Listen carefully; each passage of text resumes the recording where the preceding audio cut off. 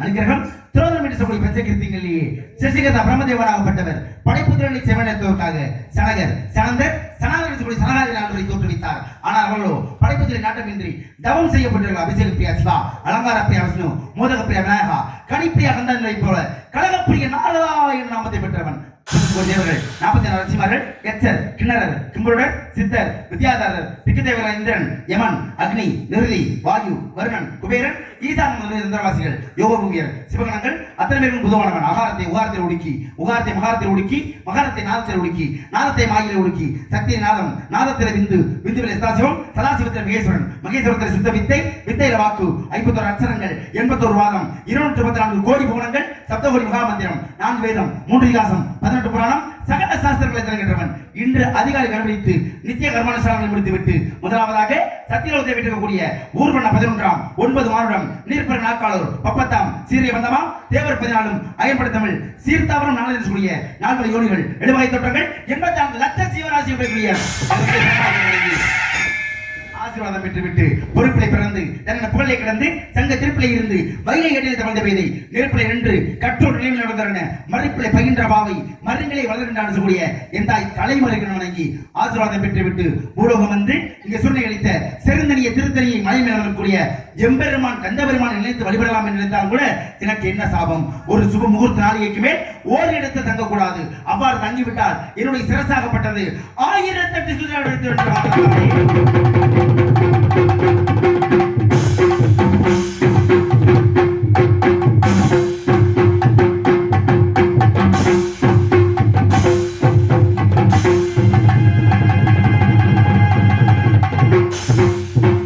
இதுவரை தான் தலைஜப்பிக்க ஒரு கழகம் கூட கிடைக்கவில்லை.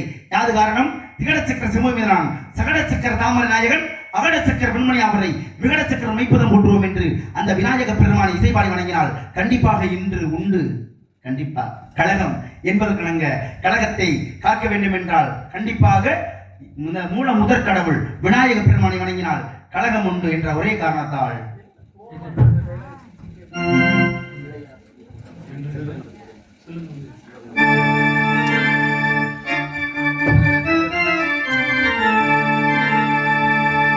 செல்வ கணபதியே எங்கள் குல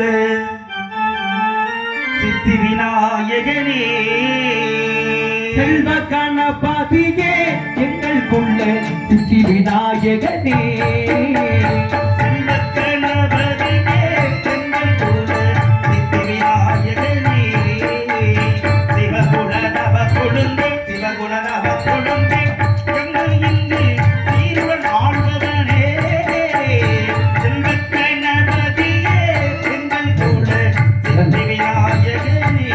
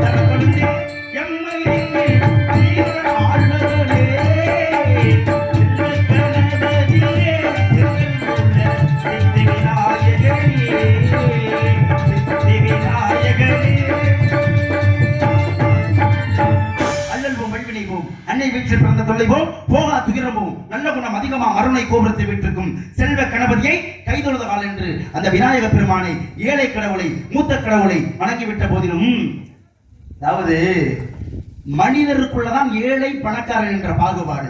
ஆனா கடவுளுக்குள்ள ஏழை பணக்கார கடவுள் பாகுபாடு வைத்து வச்சிருக்காங்க. எப்படின்னு கேட்டா, பணக்கார கடவுள் யார சொல்லுவோம்?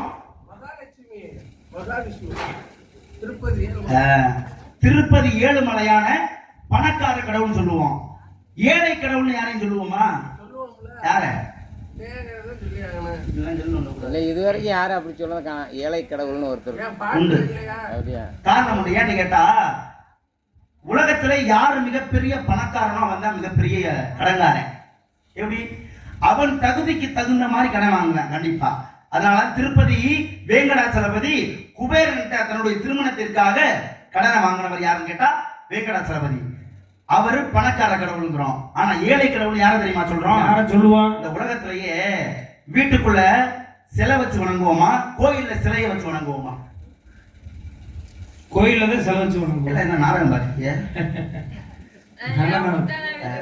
அப்ப வீட்டுக்குள்ள சிலையை வைக்க கூடாது, கோயில்ல சிலையை வச்சு வணங்கணும். ஏன் காரணம்?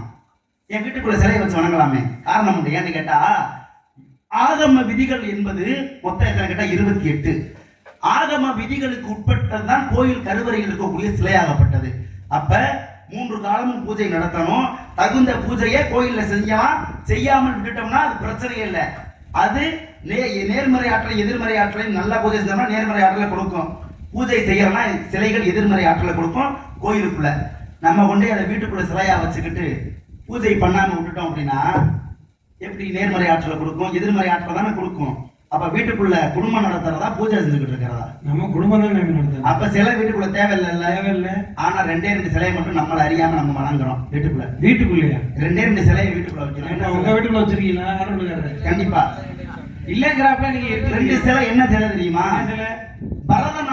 நாட்டியம் ஆடக்கூடிய ஆட்கள் எந்த சிலை முன்னாடி ஆடுவாங்க? நடராஜன். அப்ப நடராஜர் சிலைய பரதம் ஆடியக்கூடியவர்கள் வீட்டுல வச்சிருப்பாங்க. அது சிலை தானே? ஆமா, வச்சிருக்காங்கல்ல. ஆமா. அது போல இன்னொரு சிலை என்ன தெரியுமா? ஒரு ஏழை கையுக்குள்ள ஒரு சாணத்தை புடிச்சு வச்சு ஒரு அருகம்புள்ள குத்தி வச்சா அந்த சிலைக்கு பேர் என்ன? பிள்ளையாரு.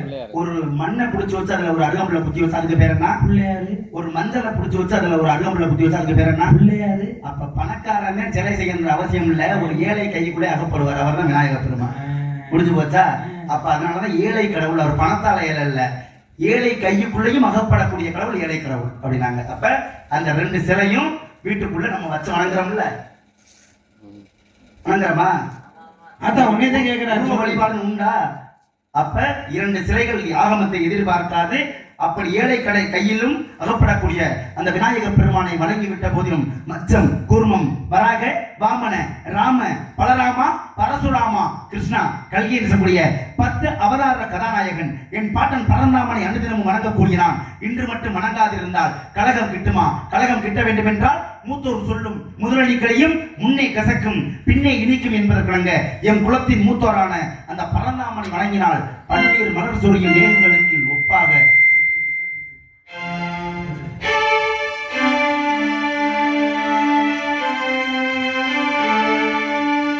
பன்னீர் மலர் சொரியும் மேகங்களே எங்கள் பரந்தாமன் மேலே பாடுங்களே. பன்னீர் மலர் சொரியும் மேகங்களே எங்கள் பரந்தாமன் மேலே பாடுங்களே.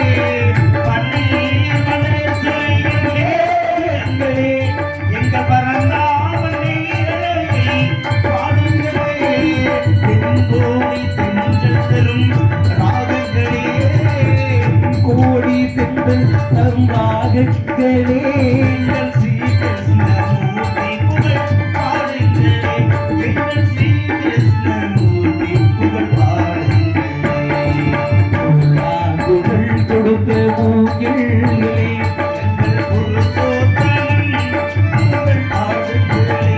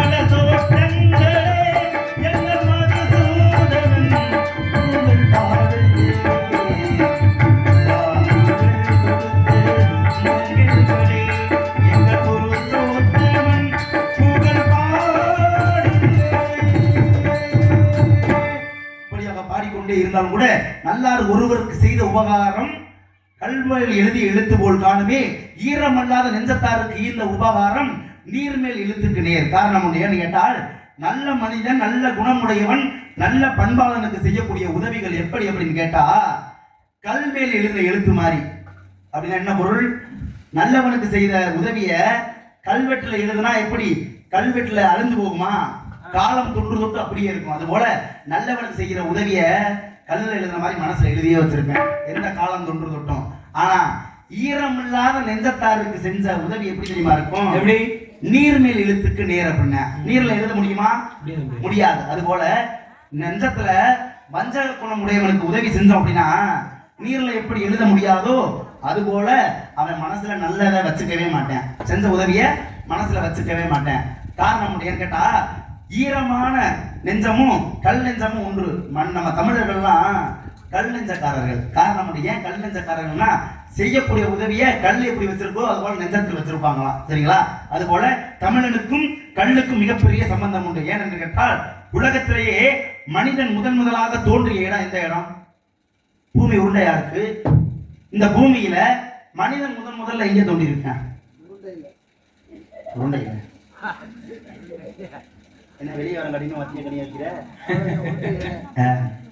உலகம்ங்கிறது உருண்டையா இருக்குல்ல, இதுல எத்தனை நாடுகள் இருக்கு? மனிதன் நினைச்சிருந்தா ஒண்ணு சீனாவுல தோன்றிருக்கலாம்.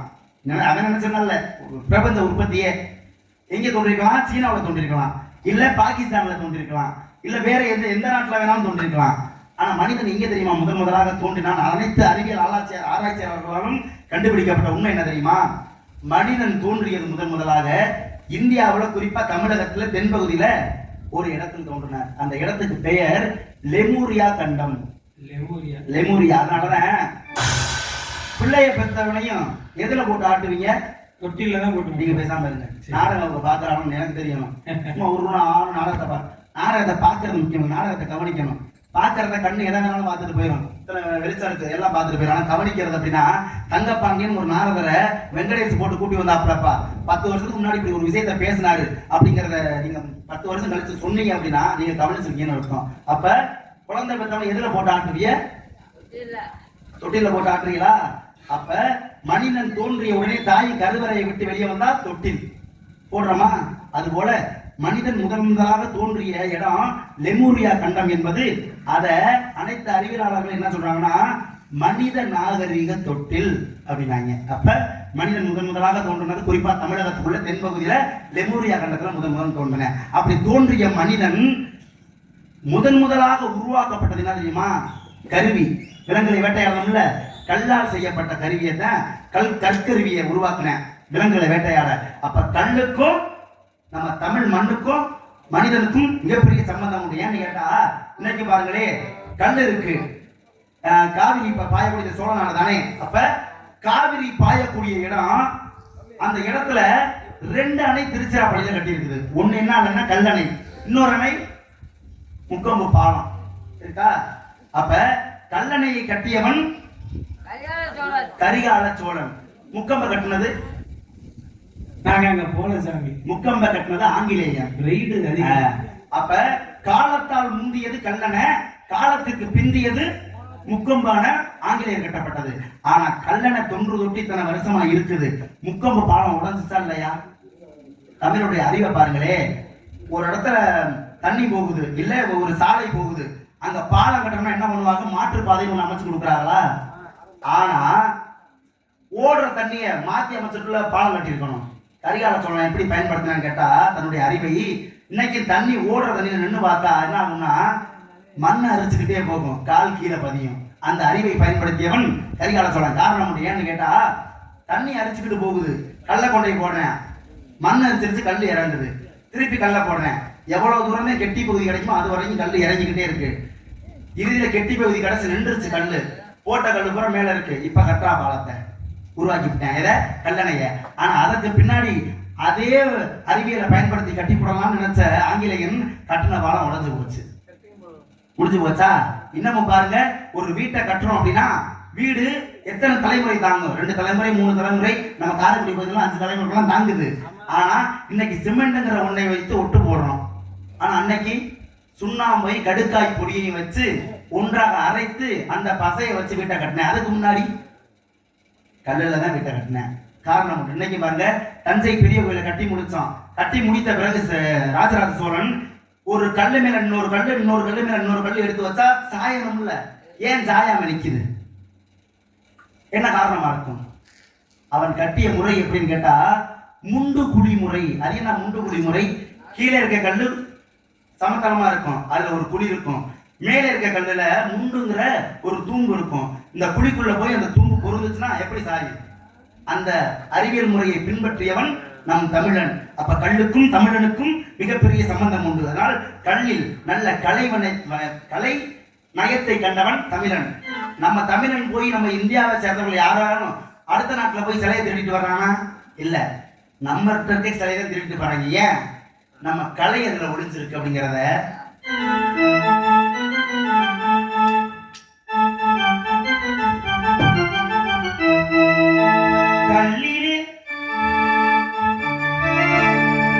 கல்லிலே கலைவண்ணம் கண்டான், கல்லிலே கலைவண்ணம் கண்டான்,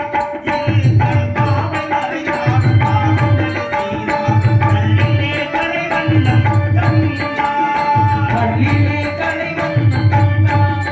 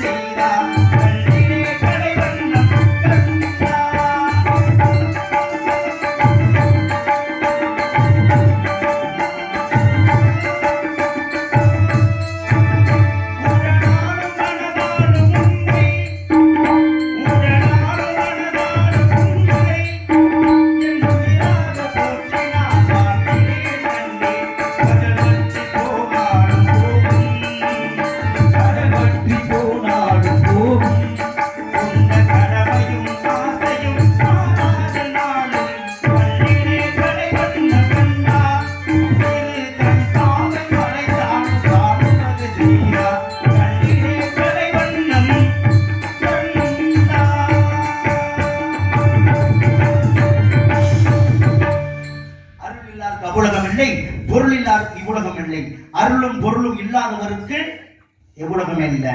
அருள் என்றால் பக்தி, பொருள் என்றால் பண வசதி.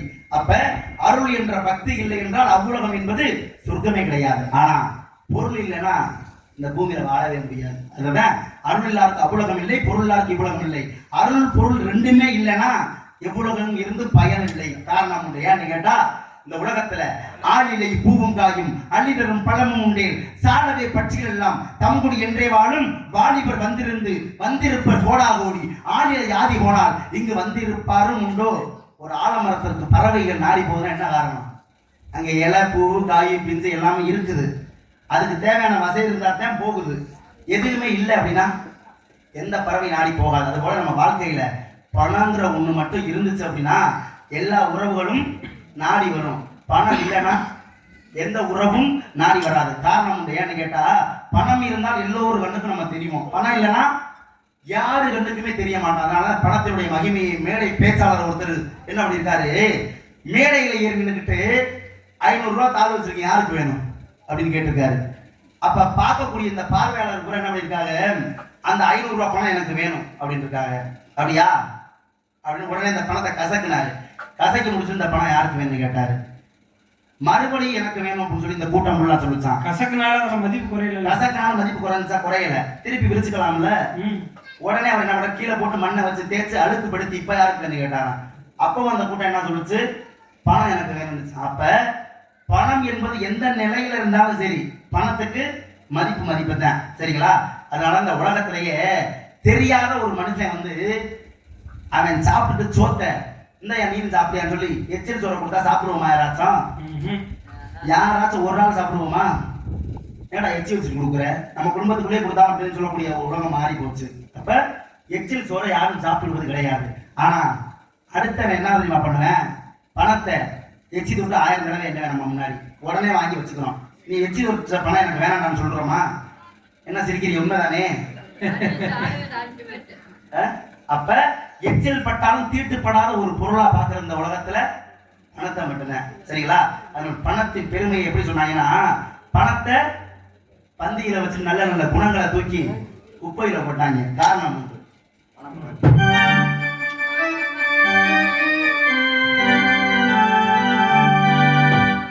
பணம் பந்தியிலே குணம் குப்பையிலே, இதை பார்த்தறிந்து நடக்காதவன் மனிதனில்லை, பிழைக்கும் மனிதனில்லை. பணம் பந்தியிலே குணம் குப்பையிலே,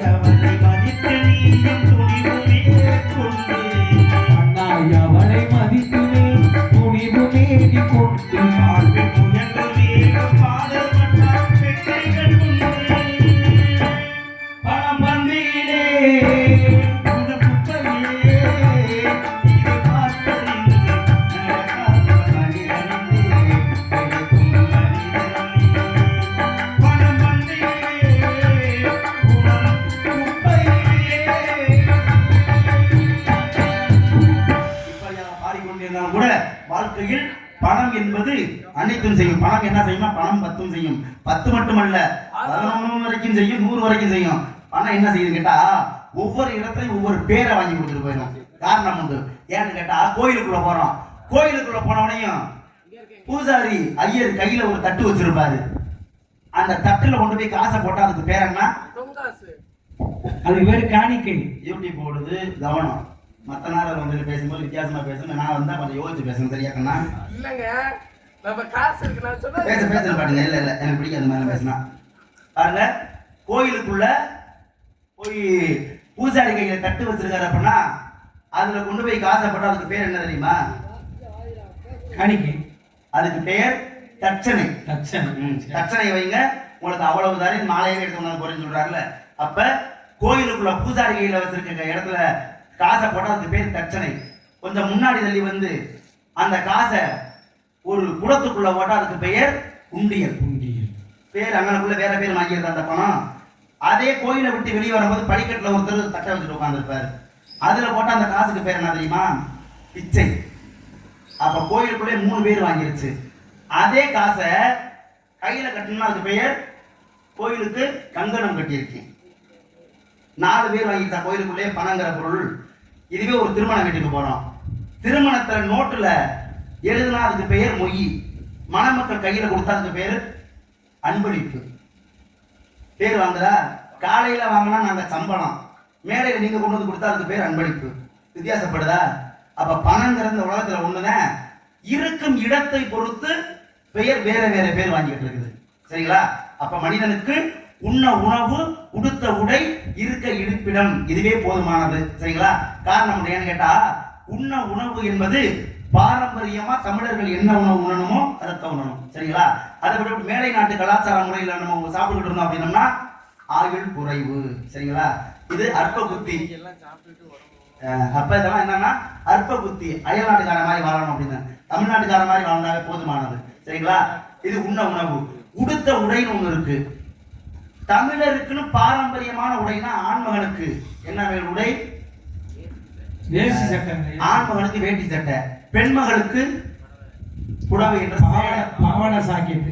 சின்ன குழந்தைங்களுக்கு பெரியவங்களுக்கு புடவை. காரணம் என்னன்னு கேட்டா, ஒரு ஆண்மகன் வேட்டி கட்டினானா 8 முழம் 4 முழமா குறைஞ்சிச்சு. ஆமா. ஆனா அன்னைக்கு 8 முழம் ஒரே முழமா குறைஞ்சிச்சு. அப்படின்னா கோவணத்துக்கு பேர்.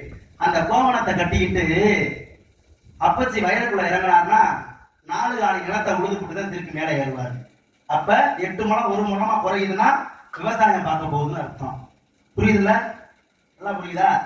இதுவே பாருங்களேன், இன்னைக்கு 8 முழம் குறைஞ்சு ட்ரௌசர்னு கிழிச்சு விட்டு 1/2 ட்ரௌசரா போட்டுக்கிட்டு அலைகிறேன் அப்படின்னா என்ன அர்த்தம்? வண்டி எடுத்து நீங்க வந்து தாரக்குடி வழி போய் வருவேன் அந்த 1/2 ட்ரௌசரை போட்டுக்கிட்டு. அன்னைக்கு தாத்தா துணியை குறைச்சாருன்னா விவசாயம் பார்க்க போறாரு. இன்னைக்கு இவன் துணியை குறைக்கிறான்னா என்ன பண்ண போறேன்?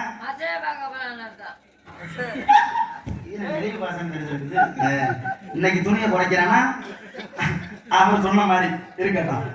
அடுத்து பாருங்களே, ஒரு விஷயம் முடிஞ்சு போச்சா? ஆனா பெண்மகளும் துணியை குறைச்சா. எப்ப? அப்ப எப்படி தெரியுமா குறைச்சா? ஒரு கர்ப்பஸ்தரி வயலுக்கு போறா. வயலுக்கு போகையில அவளுக்கு கர்ப்ப வலி வந்துருச்சு. எது என்ன வலி? பிரசவ வலி வந்துருச்சு. அவ என்ன பண்ணுவானா, சேலையை எடுத்து சுக்கு சுத்தா கிழிப்பா, துண்டு துண்டா. சரியா? கிழிச்சு முடிச்சு என்ன பண்ணுவா, ஒரு பகுதியை கிழிச்சு பிள்ளைய தொடப்பா. பிரசவம் அவளே பார்த்தா அந்த காலத்துல. பிள்ளைய தொடப்பா. இன்னொரு பகுதியை கிழிச்சு பிள்ளைய தூக்கி பிடிக்கிறதுக்கு வச்சுக்கிட்டா.